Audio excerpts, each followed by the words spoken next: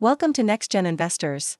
Today, we're taking you inside one of the most dramatic and unexpected diplomatic encounters of our time. On August 15, 2025, the world's attention turned to Alaska. In a moment straight out of Cold War history, U.S. President Donald Trump and Russian President Vladimir Putin met face-to-face on American soil.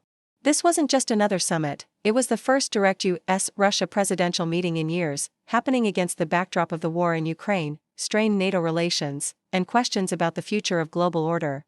So let's break it down: what happened, why Alaska, what was said behind closed doors, and why this summit could shape the years ahead. Why Alaska? Of all the cities in the world, why not Washington, Moscow, or Geneva? Alaska carries symbolic weight. Once part of the Russian Empire, it was sold to the United States in 1867 in what is now remembered as the deal of the century.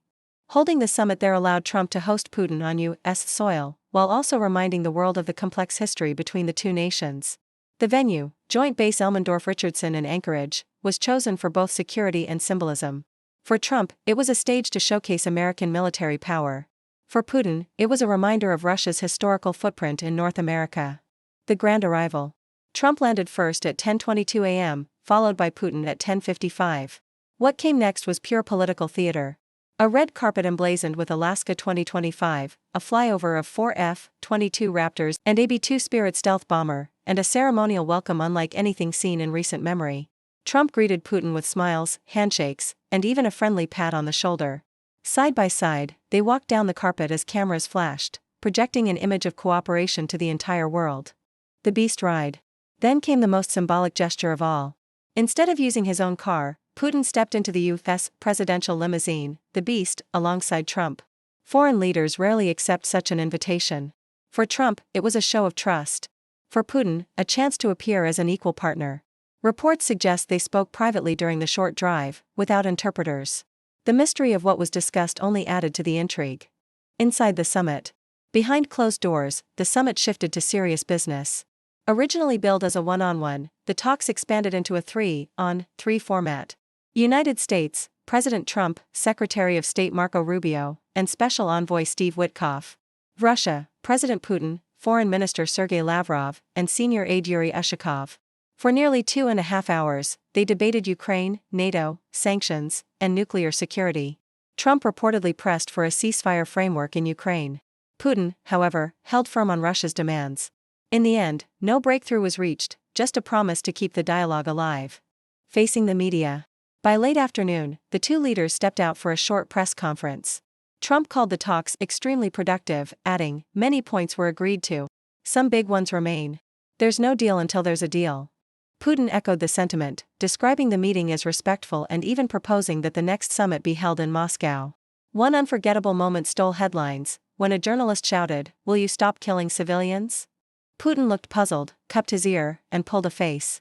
The clip went viral, sparking endless debates online. Global reaction. The world's response was immediate. Ukraine's President Zelensky condemned the summit, saying, "Talks about us, without us, will not work." European leaders worried the meeting weakened NATO's unity. In Washington, critics accused Trump of giving Putin a PR win without concessions. For Russia, though, the optics were powerful. After years of isolation, Putin stood on U.S. soil, received with military honors, and treated as an equal on the world stage. Symbolism versus substance. In diplomacy, optics matter as much as agreements. The red carpet symbolized respect. The beast ride symbolized trust. And the handshake symbolized dialogue. But the substance, ending the war in Ukraine, remains unresolved. Analysts called it a PR victory for Putin and a political gamble for Trump. In short, the Alaska summit was less about deals and more about image and influence. What's next? So what comes next? Trump promised to brief NATO and possibly invite Ukraine to future discussions. Putin joked, "Next time, in Moscow." Whether these words lead to real progress or just more photo opportunities remains to be seen. But this summit has already set the tone for future U.S.-Russia relations. Conclusion. The Alaska Summit of 2025 will be remembered not for the agreements it produced, but for the powerful images it left behind: Trump and Putin walking side by side, riding together in the Beast and standing beneath Alaskan skies as the world watched. It was history in the making, a reminder that diplomacy is as much about spectacle as it is about substance. Thanks for watching NextGen Investors. If you found this analysis valuable, make sure to like, share, And subscribe for more global insights, financial perspectives, and deep dives into the events shaping our world.